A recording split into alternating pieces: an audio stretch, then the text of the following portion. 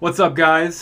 This is Mason here with ZeroHp, back with you for another movie review. I got Kevin and Ian here with me to talk about Tomb Raider. Tomb Raider. Yeah. What'd you guys think? Tomb Raider. Huh? I thought it was actually not as bad as I thought it was going to be. I was like pleasantly surprised. I went in with like really low expectations. That's the key. Me too.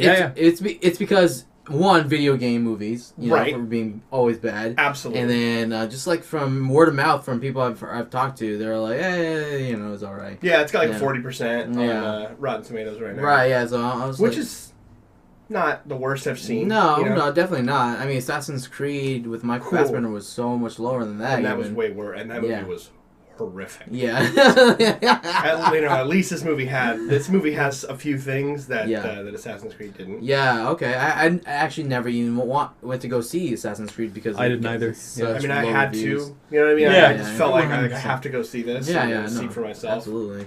But what did you think? It was like, I would absolutely agree with you. My standards were at the bottom of the Marianas Trench. Yeah. So I remember thinking in the first like half hour, like, this is not bad. Yeah. It's not bad, Overall, I would say, like, if we try to, since we do so many movie reviews and we just did Annihilation, we gave it a 10. Holy I would say on a scale of all movies, it's not good. You know what I mean? Yeah. No, But I mean that definitely negatively. Like, I would clarify it as in like as a movie, it is not very good. But very. And then for a video game adaptation of a movie, which is again typically terrible, right? It wasn't bad. Yeah, you know. So that's what my thing was. So something that I feel like I want to ask both you guys, and like get your thoughts on it, because I don't know. Did you guys play that first Crystal Dynamics Tomb Raider? You both did, I right? did. Yeah, Long time ago, but yeah. My question to inspired by whoever. This is definitely the same same location and all that. It's that version. Like, they're remaking that game. Yeah. I guess my question is, why did we make this movie? Yeah. I was thinking the same thing. Because the game is better. It's not... sometimes better. You know, in the part when she's, like, opening the vault, the door falls into pieces. Yeah. I just thought in my head, it's not that I hate this. Yeah. But sometimes, you know, we'll say something like you and I on the podcast today were talking about how Nathan Drake, we love Nathan Drake, he's a very likable character, but he's a mass murderer. Yeah. And it's the sort of thing where people say, like, that's video games, right? Like, the gameplay is combat, so you kill people. Yeah. It isn't like real life. Right. But at the same time, the video game, the first Crystal Dynamics Tomb Raider, has a better story in every possible way. Yeah. Yeah, I mean, but that's like a 20-hour game, though. It may close to a 20-hour game. There were no samurai I know. Oh, I know. That was the one. Okay, so spoiler alert right off the bat here. So if you guys we're not.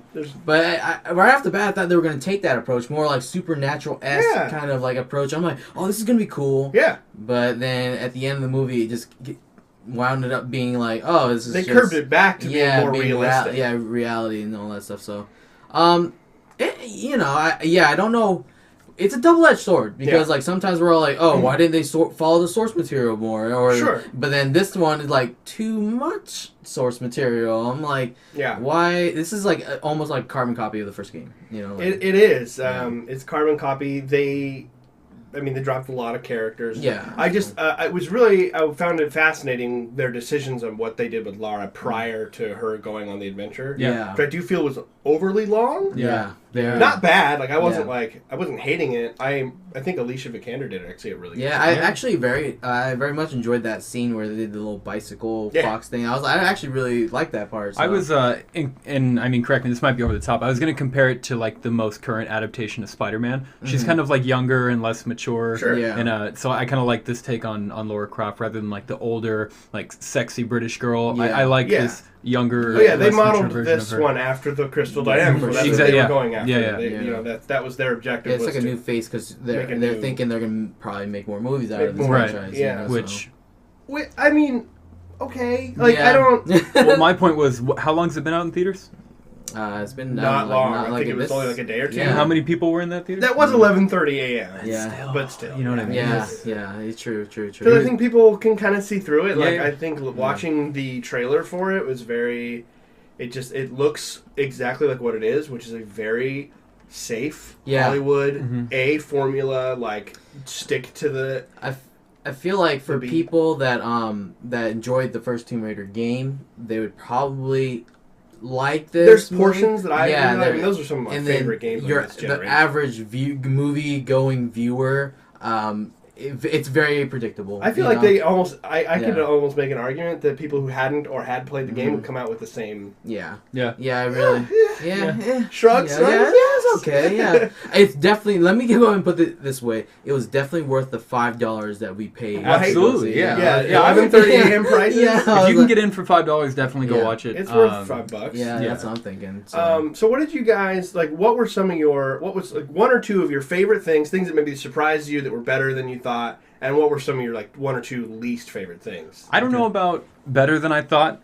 Something that stood out to me was kind of like how we talked about on the podcast, what you brought up about Nathan Drake being a mass murderer. And we talked about how in the Tomb Raider game, she kills her first person and you kind of go through that emotional experience with her. Yeah. And then in 10 minutes, you're murdering 40 people. Yeah. Which is exactly what happened in the movie. She comes back to the camp with a recurve bow, just sticking dudes in the neck, like left and right, and it literally feels no emotion after she had that kind of heartfelt thing where she drowned the dude in the mud. And that was cool. That was a great scene. Great scene because you could feel it, but and then after that, just bam, just Robin Hooding guys. But that stood out to me. But if I had to pick a part that I thought that I really enjoyed, I would have to say that the kind of how you talked about seeing her outside of being quote unquote Lara Croft, just doing what she does in her everyday life. She's kind of poor. She doesn't want to. Interesting decision.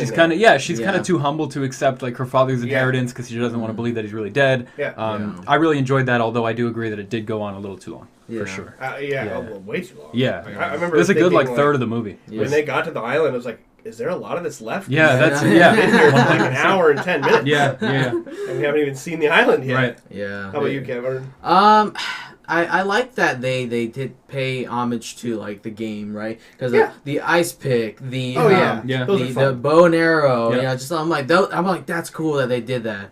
I really appreciated that they followed. They knew where their fans were, and they're like, let's do that.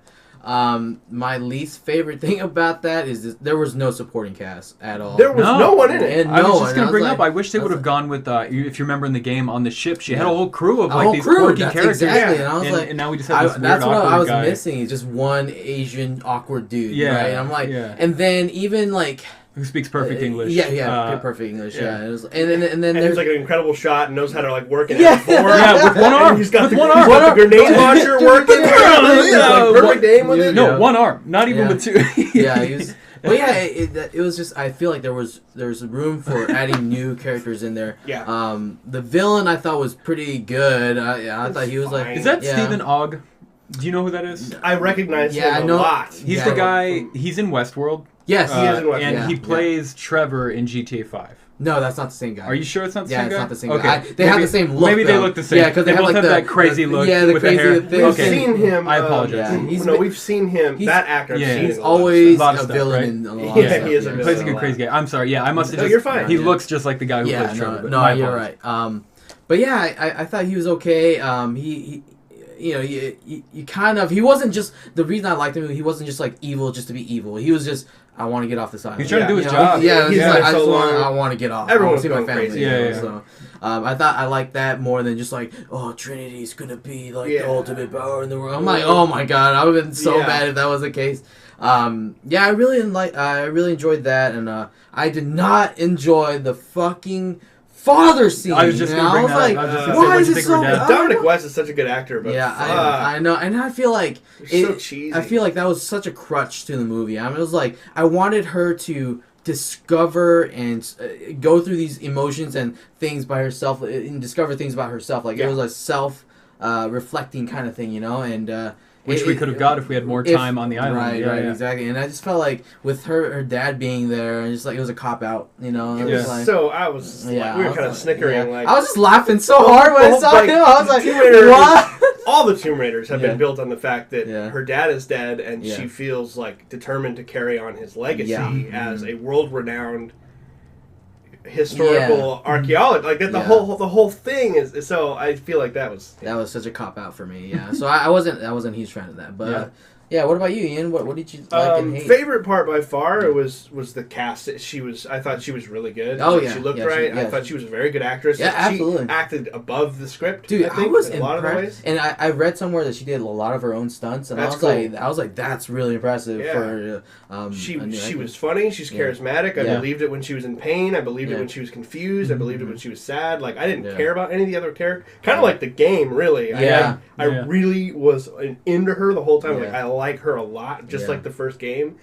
Don't really care about anyone else. They didn't, you know what I mean? So that was actually kind of reflective. Yeah. I think my least favorite part is a little harder to nail down, but basically, like, I don't understand the decisions made on, like, what to copy the game. They got, like, really specific. I want the plane scene with the parachute, and that will be scene for scene, like, frame for frame, the same as the game.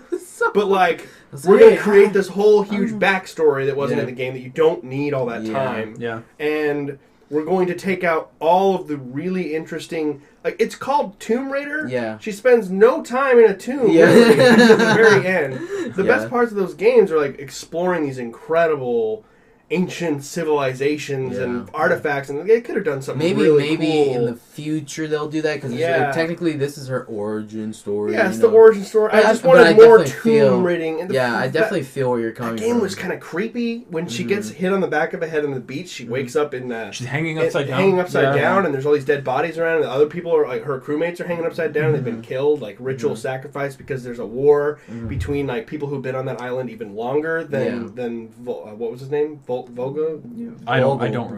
Vogel. Yeah. Like, those two, there's two parties that are fighting each other. Yeah. And, like, I don't know, I just felt like they copied the stuff that didn't they copied superficial stuff. Yeah. More than they copied the parts that made that game different and special and memorable. And then by the end, when I realized there were not going to be any samurai zombie guardians, I was really upset. I'm like, they're going to come out any second. Yeah, when he stepped on the plate, I was waiting for, like, a fist to come out and grab the guy by the throat, and, like samurai zombies. And I was really, and then they just didn't use the stuff that was so cool. That's when they started ripping it back to reality. Yeah. Like, okay. I'm like, wait, so there's no zombies? Yeah. And I'm like, what's going on? Kind of, sort of. Because at the end where that disease does kind of, like, infect them and turn them into sort of a nod, I think. Yeah, something like that. So, it was interesting. I liked it. Definitely could have had more time doing... what did you think about the action scenes? The action scenes were actually, I thought, they're pretty good. And I was like, they did that one dock chase, and I was, like, really impressed by her. Yeah, she was. I was like, great. Holy crap, she's actually doing all this and that. And I was like, I don't see any cuts or any CGI or anything like that. She was great. What I didn't buy was the little Asian ruffians. Oh my god! Oh yeah! Were like, I'm gonna stab you, bitch! Now you're gonna lose your tongue. Yeah. Like, stop. It was such a forced, like, okay, like, we need to throw in an action scene here. But like, make them look dirty. The one kid had like a Henley on, and like skinny jeans. He dressed like me. I was like, God, like, would you just give this kid some tattered shirts? He's all whipping out his little pocket knife. Yeah, it's like switchblade thing. Just come on. Yeah, I didn't understand. I felt like I would agree that the action scenes were really well done. Yeah, and she did them really well too. Yeah. She did them well, and it was convincing. I liked that they didn't make her, just like the game did a good job of in the beginning, kind of as you're going with the character. Like, they didn't make her a complete badass. No. She was running away from them, and she's just creative under pressure, which is what Lara Croft is all about. When shit's going down, she figures it out, and she's smart. So she's like, swing on this chain and hope to God, it's chaotic and it's intelligent and it's it's not pretty. She lands on her face. That's what I was going to say. It shows toward the beginning she practices martial arts kind of, and she just gets her ass kicked.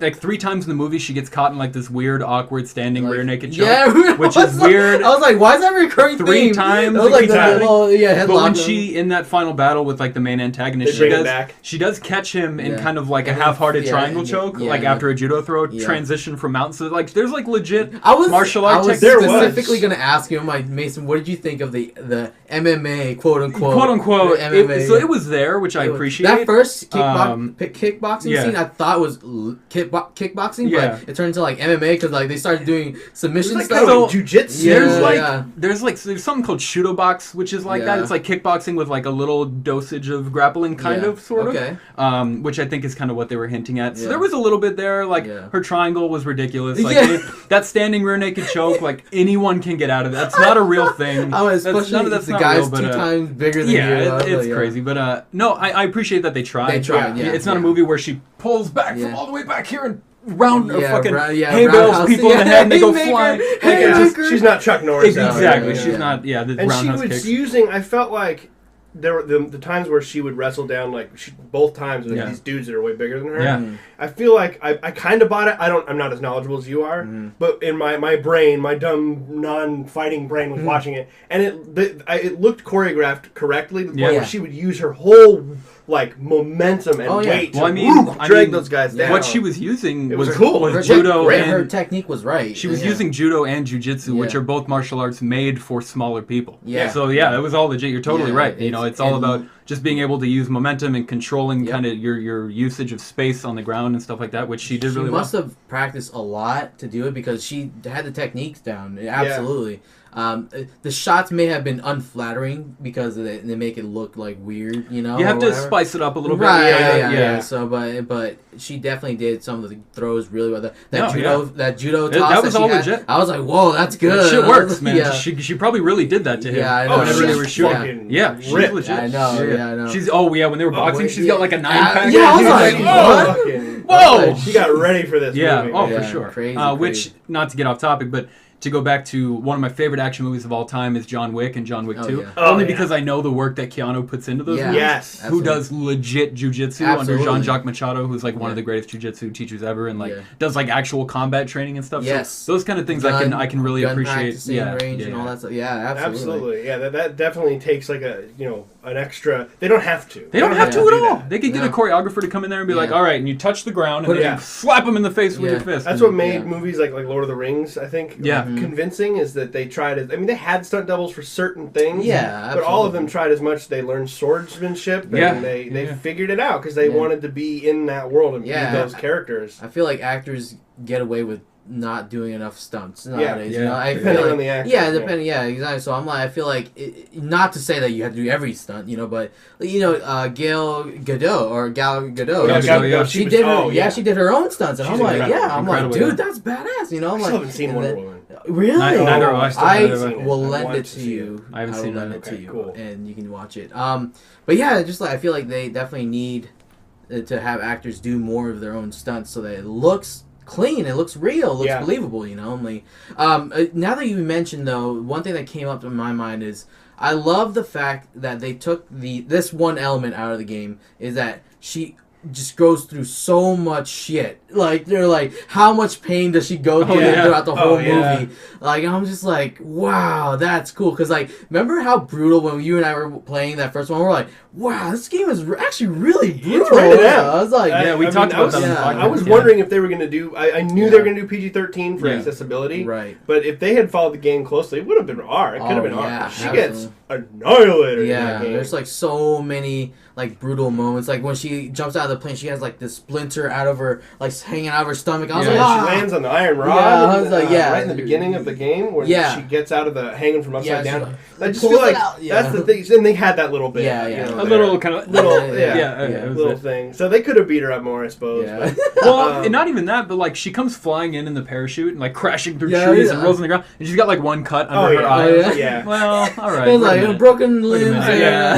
Well, and it's funny too because we're talking about the action scenes and like those scenes are all really well done. And then when for me, anytime guns came into it, it was just like awkward. It was really awkward. Shooting and like, how do they all miss? They've got like this guy's got scopes and laser pointers. And then the guy turns around and just shoots him. This drunken sailor captain guy who like lives on his shitty little boat and drinks all day. My favorite part when she's walking across the log bridge and they're chasing her and none of them can't hit her, but they're hitting by her feet. They're firing and they're hitting near her feet somehow. And I'm like, okay, what's happening here? You're trained security. Like, you guys are like probably like ex-spec ops from whatever country you're from. them that are now mercenaries. Dude, did you notice Francis Ngannou in that movie? What? Oh, one of the guys. Yeah, it's so funny. He's like the big black guy. He looks like an MMA fighter. The guy who was like, we were all. I heard all four of us laughing at that whole. See, and I think that was probably not intentional. Yeah. But there's this. It's just. There's no tension because we know exactly what's going to happen through the whole thing. Yeah. But we were laughing. I don't know if you were, but all of us were laughing at him a lot of the time. Yeah, that whole tomb. Who was like, "What happened to the floor?" Yeah. It was just like he was just. It was. I don't know what it was. I don't think it was a lot of. It was the other. The other one was like, "Oh, you should have seen a black." I was like, all of those ears working for one spike. Yeah, I was like, And that was the moment. I think that's where I started to be let down a little bit because the scene before that's the dad, where he's like pretending to. And I was just mad they brought the dad back in the line. And then and I heard all the gears. And it's like, here they come! Here come the samurai zombies! And then the movie kind of went down from there. So. A small thing that I was a fan of, and I can't remember his name, but the guy from Shaun of the Dead.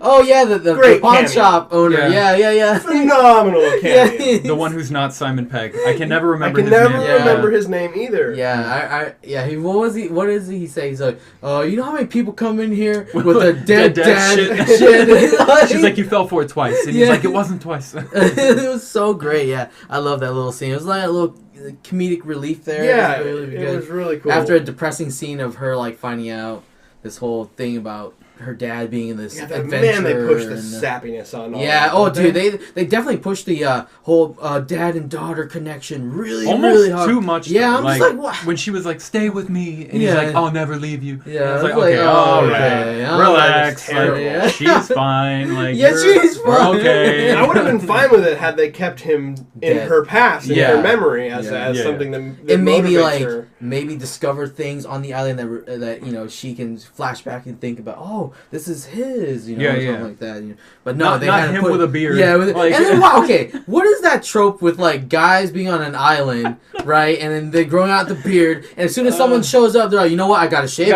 I'm like, what is that trope? They needed to have a scene where she's like doing something. And then she awkwardly like cuts him. Yeah, when they're kind of fighting. It was just like it was all so canny.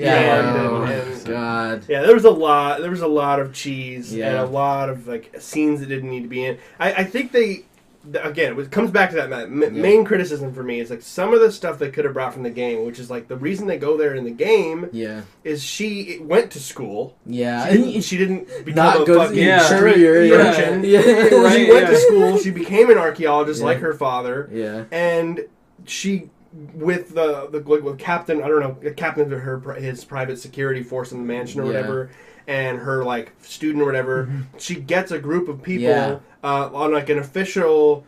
It's like a voyage to go to the island. Also to look for dad. That was like her thing. Yeah. But she convinces people that like there's gonna be it's like a great archaeology thing. We're gonna go find this ancient Japanese like tomb and all that stuff. Yeah. And then you have more characters, and like the guy who is her dad in this movie is kind of plays the role of that captain play. I can't remember his name. He teaches her stuff, and he's like helping her through. You got to do this. Go here. Meet me here. I'm here. And he like there was background on how he taught her how to shoot. And taught her how to, and so like it a lot of the stuff that I was questioning, like how is she so good with an arrow? We see her as a kid like trying to shoot an apple. That's not the same thing. No. Like that guy had trained her. How to horse ride and shoot, and like all this stuff that kind of creates the context needed for her to become a badass.